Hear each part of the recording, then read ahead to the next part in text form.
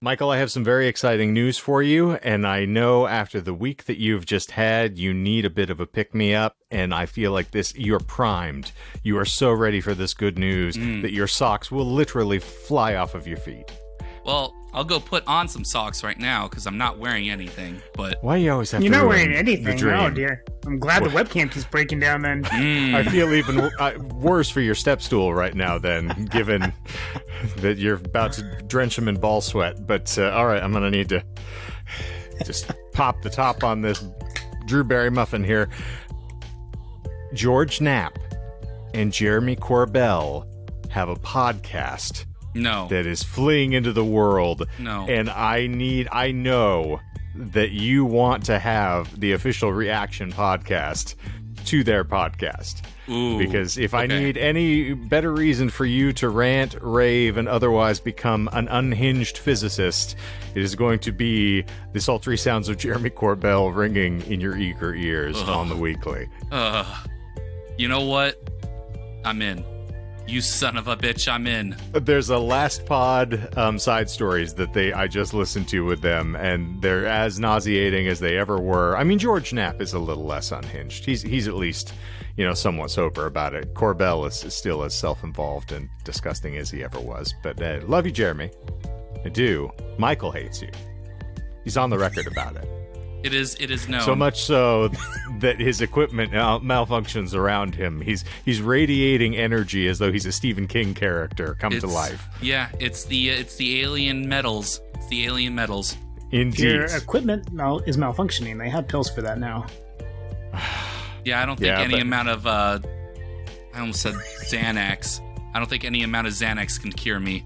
I was going to say, who can afford to buy them these days? Since certain individuals are just hemorrhaging money. Michael, tell us about your week, friend. It sounds like you've got a lot to get off of your chest, not the least of which being all of that, oozing rancor sweat that we've got accumulated. Oh, yeah, and Arizona. It is always here. It is as here as often as I am.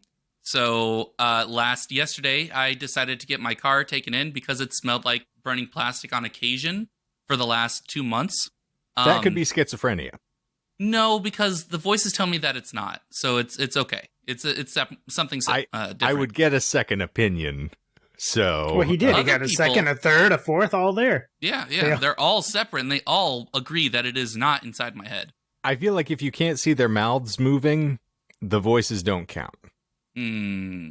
That's just going to be my hard and fast rule for how I slip into senility. But you do you. For intermittently here, I'm having trouble seeing Michael's mouth moving when he's talking, so I don't know if he's blinking in and out of existence. I've never trusted his voice to begin with. That's well known.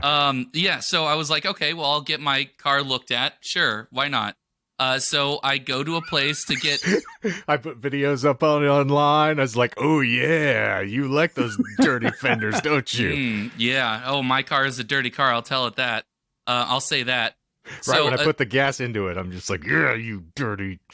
I mean, there is a whole subreddit about dragons fucking cars, and it is known. I have mentioned it before. That is the whole subreddit of just people drawing dragons fucking cars, and it is beautiful. Give me fuel, give me fire. That's probably what it came from. So there you go. I already threw the memory remains out, and you didn't bite. So yeah, there's no more Metallica references on this show. Oof. Moving on. Okay, so anyway, so I go there. I'm thinking, okay, well, I'm just getting this piece of plastic probably just got stuck on the undercarriage. I also had my check engine light on and off for the last couple of weeks. Like it would turn on, and then the next day it would turn off, and then turn on, etc. So I go there thinking, okay, it'll be like a real quick fix. Like there's probably a sensor that's loose somewhere. Remove the plastic bag, sure. So I get that. I go to a nearby coffee shop to do some studying for the research that I'm doing. And they're like, okay, well, we'll call you later. An hour and a half passed. They're like, okay, we have a lot of things going wrong with your car. I'm like, oh, cool. Oh. Spoilers. They'll send me an invoice and I can come pick up the car. I'm like, okay. And they're like, well, they started going over some of it. They said your boost or your turbo, which I didn't know I had a turbo in my car. I have a turbo in my car, plot twist. It's apparently weak, and that's what's causing the check engine light to throw occasionally. You were out of NOS? Yes, I was out of NOS. Nox? Is that I Nos? was I just don't know. expecting. I've barely I thought seen you would have been better at training your Pokemon at this point. yeah, out of PP. Need more PP. Need more PB. So I'm like, all right, fine. They're like, well, that would be like $2,900 to replace. I'm like, nope, I don't need it. So I'm looking through the invoice as I'm walking back because it was a 30-minute walk because I'm not going to Uber anywhere. I'm a cheapskate. Yeah, I did the same thing, so I can certainly understand.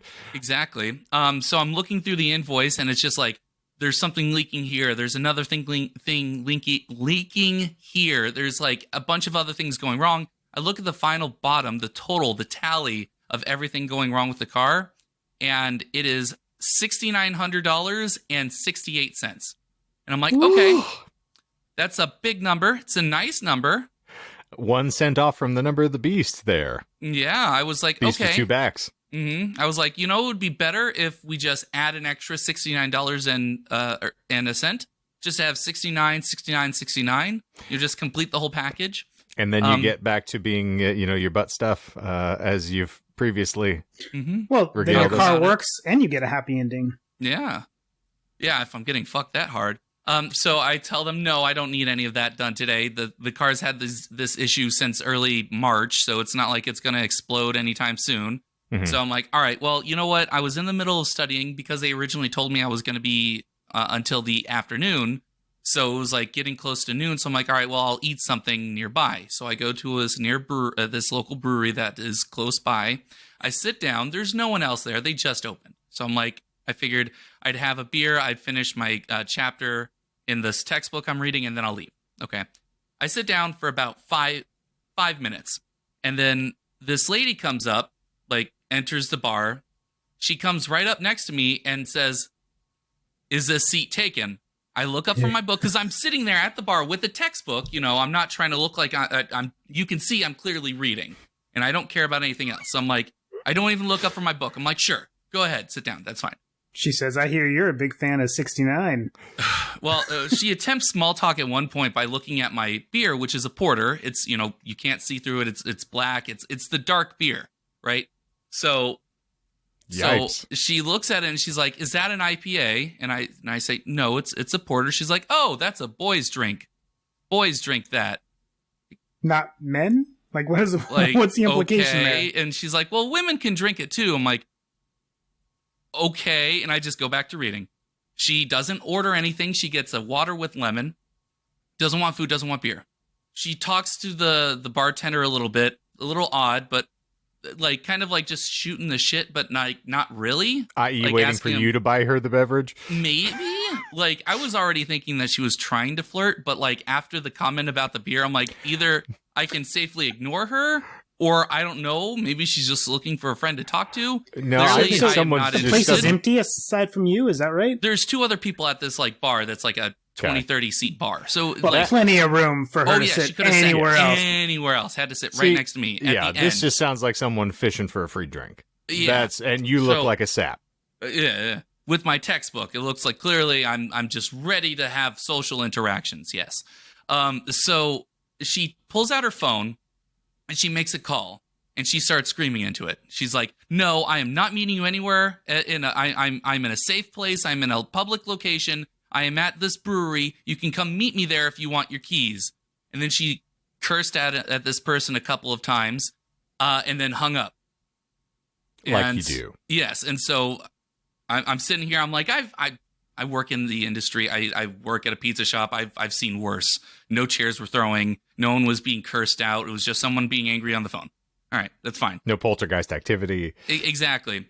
So another minute passes. She pulls out her phone again, and I think is talking to her mother. And she was like, "No, Mom, I'm going to leave my key here. I will leave it with the bartender. No one else will meet me here. I'm going somewhere else, and I'm doing that right now." And she said a couple more curse words. I think she either called the first call or the second caller racist a couple of times, and then hung up. She did apologize the second time for the second phone call. She's like, "Sorry about that. Still reading. I'm not doing anything else. I'm clearly not paying attention." I'm like, "It's okay." She's like, "Man, all this yelling gets me thirsty." Yeah. So then as I'm sitting there, the bartender comes around, he comes nearby, and he leaves me a note underneath my textbook. And he says, "Do you know her?" If not, I can help. And it was written on a receipt paper. It was like, are you in trouble? Are you in danger? Blink twice for no. Yeah, exactly. And so the guy came back around, and I'm like, I don't know this person, but I don't care. She's not directing at me. It's not my problem. So eventually she gets up and walks to the bartender and hands the keys off to him. Apparently, from what the bartender said later, he was supposed to wait for a Marilyn Monroe that's supposed to come in and ask for the keys. And with that, the lady got up and left. And that was pretty much like, I'd been there for about a grand total of 15 minutes. Okay. And all of that transpired. Now, this was a person by the name of Marilyn Monroe or someone who was cosplaying as Marilyn Monroe before going to their shift at Jackrabbit Slim's? Don't know. I honestly never got that far. I left before Marilyn Monroe showed up. What a terrible travesty, because, Anna de Armas could have showed up and you would have had a really interesting evening as opposed to what, seemed to occur. Yeah. So me and the bartender joked about it a little bit. Apparently someone else at the restaurant, bar, brewery, whatever, had said she came in earlier that weekend and was like yelling and cursing out an employee there. Okay. So like, we were like, okay, well, it went better than expected. The guy gave me a free beer out of it because he's like, nice. Sorry. And I'm like, okay. So someone bought me a drink. So joke's on her. But it was just it was the weirdest morning because I think I don't have a problem with my car. Apparently I have all the problems with the car. I go somewhere to just have a beer and just try and finish the research that I'm trying to do. And then I deal with Marilyn Monroe's key and, someone being in a public spot and, take them out to the parking lot and just all this stuff. Honestly, you got a drink and a bit of a show and then a bonus drink. Sounds like a pretty good time. I mean, aside from the mess with the car, but the bar stuff, that didn't sound so bad. I never finished the chapter I wanted to read. I wanted to get out before anything else happened. So I was like... You should have told her the officially designated public safe spaces are libraries, fire stations, and quick trips. Oh, that is true. Quick and trips beyond that, yeah, I mean, she was not supposed to be in a bar hoping that was going to be a safe space. This is not like a church in France in the 1400s where you could cry sanctuary any place you want.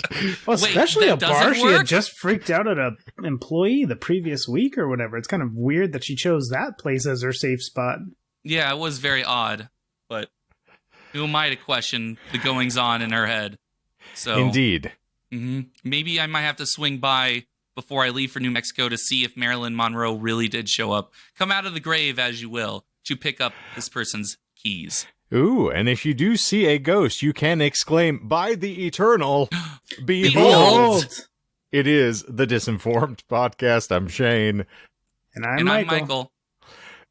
Not even trying. Okay. You've just given up. So Angry Michael is just going to amuse us for the sum total of this experience. But I was going to say I had a speech prepared where I was going to try to lure the audience back in and say, we can get you back to something you can truly sink your teeth into, not just me waxing poetic about the movement of the stars, celestial bodies, and, interdimensional beings. We can actually get into presented topics, of which we have several that are in the offing coming up here in the future to get back to our actual namesake.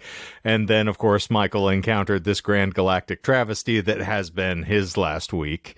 And so, we're back again with another, loose-fitting pair of Levi's that we're just going to wiggle and hold up with our hands before our belt returns.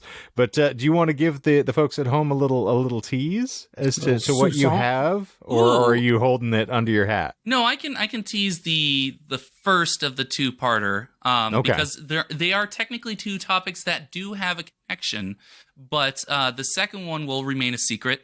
The first part is about the history of the ancient and noble art of slap fighting. Okay. As shown in the great film Sissy Boy Slap Fight, starring AEW star Kenny Omega and a slew of other interested parties. I did see that one. It was a very short battle, if I recall correctly. Mm-hmm. There was a knockout on the second slap, but it was still glorious. Like, there was a lot of trash talking. It was part of the whole plot arc. of Sissy Boy. I don't like Sissy that Boy name. Slap Fight. That's just what it was of called. it becoming, like more legitimate in the eyes of other people in the, the Wrestling Federation. Okay, now because of that, I am going to dovetail off into the fact that are you watching Dana White's new show where folks are just open hand slapping one another until a knockout occurs? So that is related to the episode. I don't really touch upon that though. But I mean, if you find some good material that we can react to, I would not be opposed. Well, there is the fact that prior to that show going on air, he was filmed openly slapping his significant other while they were out in public at a bar, and then her returning fire. Ooh, okay. So there was some debate in the general public as to whether or not they were just trying to advertise the show upcoming and the newly minted sport, or whether or not they just completely lost their bloomin' minds. Like Marty Jannetty. Jannetty. You gotta really show me the music and the Jannetty. I didn't kill this person, I like that his wife threw hands back. Of course. She actually may have initiated. It's been long enough since I heard the story that I don't recall who drew first blood other than John Rambo. But yes, they both slapped one another. It got a significant amount of public backlash, as you would expect, going into this being a sport. And it's pretty raucous and deadly fun from what I understand. You actually watch the light leave people's eyes as their head rocks back and they just drop limp to the floor. There's some people who've had some very significant injuries, so that makes me very excited. Yeah, and it goes back. There's a lot of history that we're going to uncover because I'll give a little bit of context. Because this is going to be like an unaired episode of an After Dark. I tried showing Bad Artist Jesse and Doc a slap fighting video, but again, just like all things that I try with this technology. Perfect case in point, my camera shut off for like the 100th time. The recording cut out 3 separate times, and it was such a mess that I didn't think it was salvageable. Okay. But, see, it's so funny because as you were talking about the noble history of slap fighting, and then Shane wasn't reacting to anything, and then you weren't referencing the video, in my head, I was like, did I imagine that whole thing, or was that somebody else that I watched this with? Because I swear that was on this show that we did like an After Dark for it, but nobody's talking about it. And I was like, I better just not say a word because I don't want to seem like an idiot. It was your fever dream after that Chloe 2 times escapade, when the crystal finally wore off. I was like, somebody slapped the memory out of me. The memory does not remain in this case. Well played. All right. I'll allow you to get back to Metallica for that one. You've earned your ability, earned your right to quote Metallica. I slithered back in. All right. Yes, as though you were trapped under ice. But okay, well, that's exceedingly exciting. I'm sorry that the world will not get to see the visual evidence of you sharing slapping with other folks, but the reason I allude to it here is not just for the sake of filling time, but also to say that this morning, I have been one of the most productive human beings in my general sphere over here. Because I rolled out of bed this morning and I went, it's time to put up or shut up, get my money where my mouth is, and not just as a podcast personality, which obviously, there's no money involved here, unfortunately.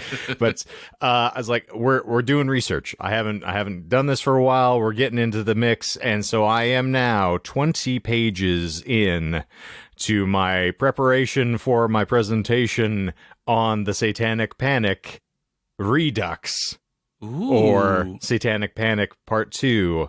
Electric Boogaloo. And I will tell you 20 pages. 20 pages. I got goosebumps. There are 4 distinct facets that I'm going to go into, each equally more preposterous and serpentine and ridiculous. And so there are just reverberations, and I'm going to somewhat call into question, not saying that Michael is not a good researcher, but I am going to somewhat cast a different light on what the actual actual genesis of the Satanic Panic is versus what was presented to us initially, just based on some of my perspectives and the research that I have done. And that's just one of the glorious things, and it's kind of in the intro to the show where I talk about this. So it's just, much like anything else, there's perspectives to everything, or perspectives, if you're going to pronounce that properly. And so, yeah, very exciting times. I'm very thrilled for it. And as we crest our way up into the 200th episode, I am going to try to wrap this thing up the way I started it, which, we started with Satan. I'm going to end with Satan, and then we'll get ourselves back into the new Genesis, if you will, once the apocalypse strikes. Yeah. Here's hoping, especially with my my issues going on so far. Uh-huh. You expect for every eventuality, and then you are never surprised, right? Mm-hmm. If I always expect the worst, I am never disappointed. Indeed. When you start out at the bottom, everything else is a weekend retreat. And that's where you are. When you start from the bottom, you're here. Well, you started at the bottom. Now we are. True. I failed on that. Well, it's fine. But, do I get an A for effort? No. Oh. I will give you an ASU grade. You can get a C++. Okay, I'll take it. Hey, speaking of ASU real quick, is ASU at all affiliated with the University of Arizona? Obviously, it's different, but do they have like an affiliation being in the same spot? They have an affiliation in that there is a blood feud between the two universities, and to even imply that they are in cahoots is enough to get you charbroiled if you are in the great state of Arizona. Oh, no. I only ask because I have a potential interview coming up with University of Arizona, so I was just nice. like, hey, is that put me in the same ballpark as y'all? But then apparently not.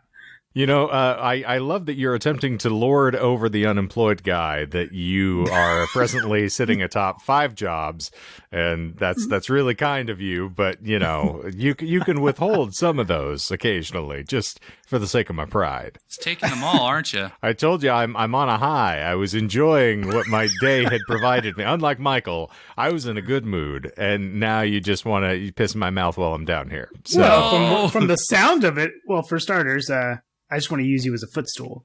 I'm not applying for that position, I'm afraid. That is only in Michael's sphere. But it also sounds like, as a former ASU fellow, it doesn't sound like you'd want to be with the U of A troops over there. So I think the job that I'm going for isn't even something that you'd bother to invest any time with. Not such a disreputable university as U of A. There are several of my former colleagues who either left U of A to go to ASU or left ASU to go to U of A. And the people who left ASU, I was very glad to see go. So, and I did enjoy most of the folks that I met from U of A, including one of my former bosses, who is a delightful human being and also an Oregon resident at the present. So, nice. Strange to the circumstances that is, but he's certainly not helping to get me anywhere here. So I'm not going to cast him in too glowing a light, but regardless. I enjoy U of A sports. I was a U of A sports fan before I had become a marauder for the cause, because I had jokingly said once ASU started paying for me, I felt that it would be gauche for me to cheer for the other team. So I kind of left that behind. But yeah, I had a bunch of U of A themed sportswear. I really enjoyed the 98 Final Four run that they had. I was a very big fan of that. I'm a Damon Stoudemire kid. Deep down, I have a Damon Stoudemire Toronto Raptors jersey, as I was a huge fan of the Raptors when they brought them in, because, being a kid who loved dinosaurs and Jurassic Park, is like the Raptors were like a given. It was like candy to and See, I hated the Raptors because they were like especially as a kid, I was a fan of the Grizzlies. Well, because you're over there, right? Yeah, exactly. And so like the Raptors being the only other team in Canada, where like you had to hate them. Right? Like, well, you had Bryant Big Country Reeves there for a good long while. You were able to tout a bunch of, my friend, if you get me into NBA knowledge, we'll be here for a good long while. Oh, yeah. It's funny that you know about like the Final Four run of U of A and all that, because truth be told, I didn't even know U of A existed until I saw the job posting and was like, oh, I guess I'll apply. Well, I mean, you were Canadian citizen. I don't exactly know about the run of the Toronto Rough Riders or anything. Like, Oh, yeah, fair enough. I mean, you were out in Arizona. But yeah, I didn't even know U of A was a thing until I saw. I was like, oh, they have a Masters of Healthcare Administration. Let me put in for that. And then it seems to be taken off. So I was like, oh, okay, cool. Which is the reason why I asked if they had any affiliation with ASU or, for all I knew, it was like a spin-off, or maybe University of Phoenix changed their name or something like that. I like that, a spin-off. They're a spin-off. They're the sequel. Yes. ASU was doing so good, they did a spin-off. Technically, ASU as the teachers' college it does predate U of A, so we can give them a little credit in that capacity, but that's about all that we can give them credit for. Well, I'll keep you all posted there. All right. Well, on the off chance I ever have to go, skulking back after Melissa comes to her senses and kicks me out, if I ever do have to try to, find peace of mind back in the great state of Arizona again, then maybe I'll have to go begging for some sort of recourse there from the good folks at ASU. So I will not do a full flame war over the course of this show. We'll keep that one under the hat for a time being. But yeah, don't light your path with the bridges you burn. Exactly. But there are a lot of bodies littered in that detritus, I will say. Ooh, yipes. Including, just here, I'll give you an example. And this renders very perfectly the state of circumstances that I was in. And Michael will attest to this. But so I left technically mid-December, right? Yep. I was still technically employed until January 3rd. I had put in vacation to get kind of through the end of it. So from January 3rd until this very day, they have not even, they opened the position to replace me and then closed it without hire. From what I understand, they closed it without even interviewing people. Oh. And they have yet to repost it.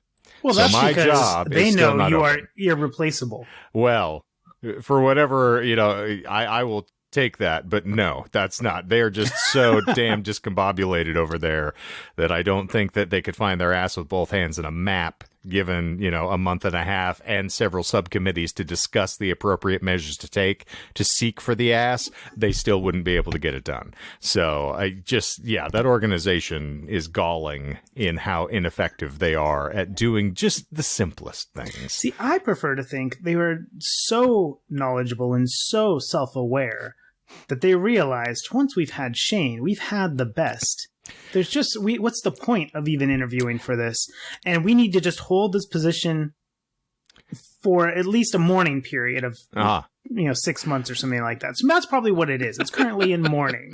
I appreciate your attempts to keep me from cutting my own throat professionally and use jocularity in order to distract me. But no, I'm just going to keep insisting how imbecilic those folks are. But no, I kid. Not really.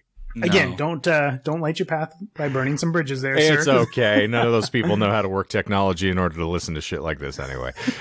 I imagine a keyword search is going to be beyond them, which is funny because they're doing research for folks who are in academia. Anyway, so I didn't hear a lot of fallback or falderall based on last week's episode. Did anybody get anyone crawling out of the woodwork to try to extol the virtues of alien entities living in the universe? Or nope. I think I was not visited by angry commenters or angry aliens, so I'm taking that as a bonus. What a sad state of affairs that is. The best way to search for life is to just say, hey, come fight me. Flame wars when you're flame retardant. Come slap fight me now. Indeed. I'm waiting at the brewery. I'm leaving my keys here. Come fight me. Facts. You won't, Marilyn Monroe. Oh, or man. just slap some sense back into my body. But, okay, well, Doc, when do you get to meet the good old boys from the Cherry Poppin' Daddies again, or has that already occurred? Oh, that doesn't take place until September with the Ska Festival out here, so... Well, are the preparations for the areas under your home and all the other body storage prepped and ready to roll?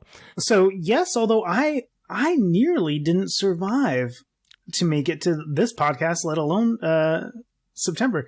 So what? Way to bury the lead. Oh, it was so.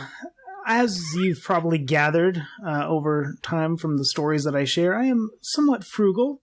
Uh-huh. Some would call me a penny pincher, perhaps. Unless you're buying food or, Well, no, even that. He actually fished all of that from the picture that he showed on the grill. He just fished that out from the back. Well, no, I'm a the king of garbage. discount stuff. Like, if I find something on discount, like those sausages, for instance, they're normally $4.93 a package. I got them 75 cents a package. Okay. So yeah, so like king of discounts. And the beverages that you served, you stole from Starbucks. Yeah, I can squeeze $1 out of a penny. But and yes, I swung by the Starbucks and dashed in, grabbed everything that wasn't tied down. That's where Cordelia gets all of her milk from on a daily basis. Why are you feeding her half and half? It was what they had out. Okay. It's not my fault. They stopped blocking the milk after I started going there. She likes a sprinkle of the nutmeg. Ooh, I classy. love you just, shoving everything under your shoulders as you're running out, slamming through the door. Yeah. So a few months, or like a month or two ago now, I got gutters installed on the house, right? And so they're up there, cost a couple grand. And I was just like, all right, good, we're set. And of course, they've been up there like a month and a half. And the neighbor's tree gets this big giant branch like stuck in between the gutter and my house, right at the roof, right? And I have a 2-story house here, so the roof is pretty high up there. Mm-hmm. And so I just have a 6-foot ladder. So I initially climbed up that, and then I have a pole saw, so I took the biggest extension I could to see if I could reach it, which in and of itself is already dangerous. As I'm wild. I wasn't even close. I was still way away because it was so high up. And then you tried jumping. To do. No, all he had to do was, issue the appropriate phrase, which is 6 foot, 7 foot, 8 foot punch, and then you would have officially gotten there. So where it is. Like where the gutter is, like my shed's right there, so I couldn't like put the ladder. Like so, before that, my other neighbor has one of those giant extension ladders, right, that can go all the way up to a rooftop on a second story. So I borrowed that, and but I couldn't put it against my house where the gutter and the thing was because my shed's in the way, and I couldn't get it from the side of the house just because of another tree. So the only way to get to this thing was to go into the neighbor's backyard and extend this ladder as far as it could go, which is like 20 feet, and then lean it against the tree. So it's like balanced in between multiple trees and just leaning on the branches of the tree.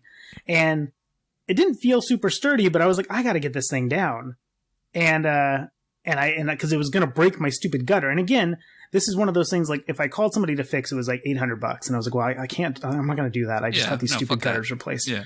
So I was like, I got to handle this myself. But, after like finagling with it for hours, there was no way to get around this other than to monkey my way up into the trees. So I don't have like a chainsaw outside of the pole saw or anything. So I just went up there with a handsaw and like climbed up in with the ladder, like precariously balanced in between these tree branches, and I'm up like 20 some odd feet in the air, and it happened to be a windy day. That's how it got put in there. But I didn't want to wait because you could hear the groaning of the tree as the wind blew the tree. You could hear the groaning of the metal of the gutters. So I was like, well, I can't wait for another day because this thing could pop the gutter right off and mess up my roof and everything. I got an image of the gutters for a second there when you talk about the tree groaning as it was blown by the wind. Yeah. Like, oh, baby. Oh, mama. Oh, just a little. Oh. The Cherry Pop and Daddies have a song called Up From the Gutter, and I was up in the gutters. And it was about trees, and why you got wood. But it was pretty terrifying being way up there, like 20 some odd feet in the air, and the wind's blowing, and like I can feel the ladder going, and I'm like, oh dear. And I was like, is this where I die? I was like, tell me. That's called common sense. Yeah, and it was one of those things. It was like as I was. So I went up there with the handsaw, and I'm like hacking away Which, at the again, thing. is a brilliant move when you need to have a stationary object beneath you, and you're like, yes, I'm going to force a lot of kinetic movement with my own body. Well, because this is no way going to cause me to plummet to the fucking earth after I've started. Well, and I don't know. As a physicist, I think it checks out. When you're sawing something and then it starts to like actually give as you get further into it, the weight of the branch starts to dip it, which then made it so that I couldn't get the saw any further in because it tightened up at the bottom as the weight from the branch lowered, right? Because I cut into it. So then I couldn't get the stupid thing to go any further. And I was like, crap, I can't like saw this thing anymore. So let me guess, you decided to just grab onto the limb and Mary Poppins your way down. No, I was way too high for that. Oh, I disagree. Yeah. So so as I'm up there and the wind's swaying and stuff, I thought, like, I was thinking to myself, like, maybe I should have just spent the $800. I was like, this is news stories that you hear where like local man falls from roof and dies or whatever, right? And I was like, I just got this stupid. Tell me this is not how I go. But luckily, everything held. And then so I came back down, and I was like, I'm so close to having that thing off. I feel like I almost got it. So I found a brick on the ground. And I got some rope from my neighbor, and I tied it around the brick, and I went halfway back up the ladder, about 3/4 of the way back up, and I kind of chucked the brick over the broken limb that was, stuck. It was a big limb. And but the rope that my neighbor had wasn't long enough to like lower the brick all the way to the end on one side and have the rope still be on the ground on the other. So I had to like tie it around the tree while I'm like 3/4 of the way up, came back down, grabbed the brick. And now that I've got like a rope kind of in my hand, I started reefing on the, on the rope. And it worked. It popped the branch off because it was already like sawed pretty good way through. And it popped right out of the gutter. Didn't break the gutter, nothing. It worked out perfectly. But it was touch and go there when I was up in the tree and the whole tree's blowing in the strong winds. And I'm like, thank goodness for some girth, right? You get a little bit of weight on you and you're like, you a little bit. You're hoping that that's keeping the ladder in the ground, but I'm not necessarily sure that would have worked in your favor the entire time. Especially if you're above the center of mass of you and the ladder, because then that's... No, I'm saying that if I was skinnier, though, the winds that were up there could have blown me a little bit more there. How windy was it? Are we talking about gusts up to 60, 70 miles an hour? Gale force. Yeah. It was a pretty thick branch like that worked its way into the gutter. So the wind was strong enough to get it there and like in the gutter, and I mean it was pretty like we're pretty close to the beach and stuff here, so we get a lot of that the wind. Just were you doing this during a hurricane? Is that the plot twist we were all waiting to hear? Well, it was thunderstorms, but So I'm going to get on top of a metal object connected to a tree during a thunderstorm and cut down this tree. Listen, man, if I spent $2,000 on those stupid gutters, I'm not going to have them break a month later without doing everything I can to get the stupid things down. I just, like if you just got your car fixed, let's say you had dropped the money on that car, and then somebody, wanted to borrow it that you thought was reckless or something, you would do whatever you could to make sure that your car stayed in good condition, right? I don't think I would brave a thunderstorm to try and fix it. So this is evocative of a couple stories. One, I feel really good now that the only thing that I can claim to get close to this level of stupidity was that I stood on top of this ottoman that has wheels on the bottom of it in order to check to see whether the fire alarm in my room, which was not actually going off, and I'll remind everybody it was a video of WrestleMania where a fire alarm was going off that caused me to go up and injure myself, that could have been the worst. But as my folks love telling, there was a story when we first moved up to Phoenix. We had a pool in the backyard at the house we were renting, and my folks had just bought this brand new patio furniture. So I will give you a bit of credence in that I, also a cheapskate who appreciates the value of $1, I came home from working at Tower Records. My folks had not made it home yet. And as I walked in, there was a major storm, a haboob, in fact, on the horizon in Arizona.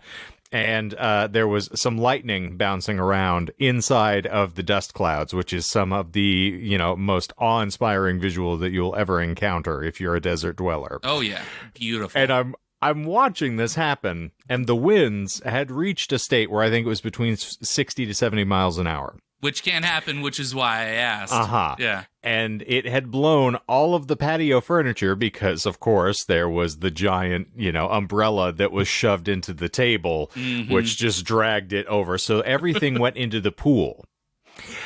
And this is me, granted, at 19 and a half, 20, going, I don't want any of this to get ruined because there's obviously there's pads and things that are sitting on top of these chairs. And of course, I don't want it to destroy that umbrella. That's expensive material. So I went and waded into the pool and pulled all of this material out, including the table itself, which was a metal table, which I pushed out of the pool back up onto the top of the patio. And my folks arrived home as the lightning strikes were starting to settle over our house, as I was still chest deep in water pushing a metal item up out of this.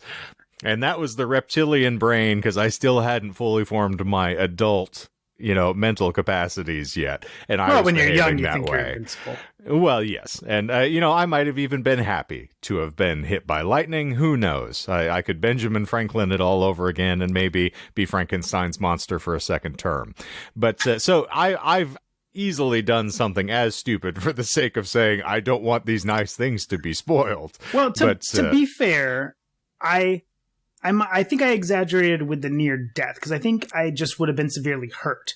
Oh, because, hopefully, unless you fell on the brick. Well, so no, but here's the thing: is where I had it in the tree balanced there was a lot of branches, and I kind of thought as I was looking up, I was like, if I fall, I think I'll just like pinball my way down, right? Like off the branches. So I won't like fall like from a very hefty weight, because I think I'd either pinball my way down or I'd catch myself on a branch and just be kind of stuck in the tree like a cat.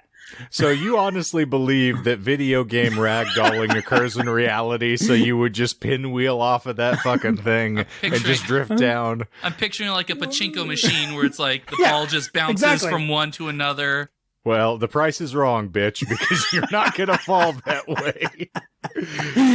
Well, like I said, I think I would have either caught myself on another branch and just been stuck in the tree, which would have been somewhat embarrassing, or would have just like bounced around and like fucked myself up on the way down, but not like fallen off a roof like straight down, Well, this entire time you had a very viable 18-month-old child that could have gone out and, at least help you to work that thing down. She could have scaled the ladder very easily. My doctorate is in business it. administration, not common sense, okay? Okay, all right. I can dig it. He makes a point. My doctorate is in palmistry from the University of Budapest, but I do love my correspondence course certificate that's up on the wall here. But with that, I think that we'll say that common sense would say that we should get the hell out of here for this week, because good old Michael has got some other affairs to attend to, not the least of which being that he has got to go and pull a small child out of a raging inferno somewhere, I think, with the way that his luck is holding. And on cue, my camera died for like the 200th time. Gonna go buy a new webcam, I think, and a new keyboard. Another one. I think. How about you buy a new ring light? Because those things are fairly inexpensive, Michael. Yeah, probably. Yeah, buy a new ring light and take care of yourself. Don't bother to get that car fixed. Whatever you do, don't go chasing waterfalls and don't go climbing trees. I'm not sure that's how those lyrics end, but we'll just call it a wash. It's Well, if you fall down, you might need a little TLC yourself by the time you get through the end of this. But remember, as they take you into the waiting room at the emergency room, say you don't want no scrubs. You want all naked doctors. Okay. So with that, the oral exam will begin for the rest of us. We're delighted to have you here as always. Thank you for hanging out with us. We appreciate you seeing us through this very entertaining and troublesome, turbulent time for all of our lives, it seems, as we move through. But as I said, more researched material upcoming. There will be lies, I promise. And I would not fib about something like that. I swear. Number lie 877 for the day. But of course, if you are enjoying the show, if this is your first time, welcome. We appreciate you being here. Usually we talk about random esoterica and lie about it. That's the shtick of the show. It's a lot of fun. And you can see in the archives below, as you go to smash that subscribe button, that we have got a plethora of material for you to plunder while you are waiting for us to get back on topic. But these loose fits are a lot of fun, and we appreciate them, and hopefully you appreciate them as well. If you do, there are new episodes winging your way every lovely Monday morning, so hit that subscribe button, stick with us, and we will stick with you. If you dig it, rate and review, we'd love to hear from you. And of course, we've got other material winging your way on the tubes of you every Phenomenal Friday for the most part, unless otherwise indicated, asterisks included, and batteries not included. But we'll try to keep you entertained over there as well. There's a link in the show notes below that'll take you to all of our irrelevant socials, and hopefully you'll be able to save a little sanity, in addition to saving a buck or two, with all of this glorious free content, with all of us penny-pinching spendthrifts on this call. Absolutely love and endorse as well. And I also want to remind everybody as we end this episode that this week the podcast is brought to you in part by Old Spice deodorant, well endorsed, and saving the pits of all three hosts here as of yesterday. Excellent. So now that I'm back on the bandwagon, I'm really appreciating it, and thank you, Old Spice, for saving me from smelling things that make me want to vomit. Aluminum and all. Indeed. I'll take the cancer at this point. I'm prepared, as long as I don't have to smell bourbon bitters and nasty, ghastly bullshit as though I had just gone down on a call girl after her 7th hour out on the street. Telling you, man, you gotta get those crystals. It's all about that crystal. Indeed. So, Old Spice, it'll save your ass. And that is going to officially wrap this thing up for us here at the Disinformed podcast this week. And thank you all for being here. So for Disinformed, I'm Shane. And I'm Michael. And I'm Michael. And zippity zoop, we're out of here. Spice up your life.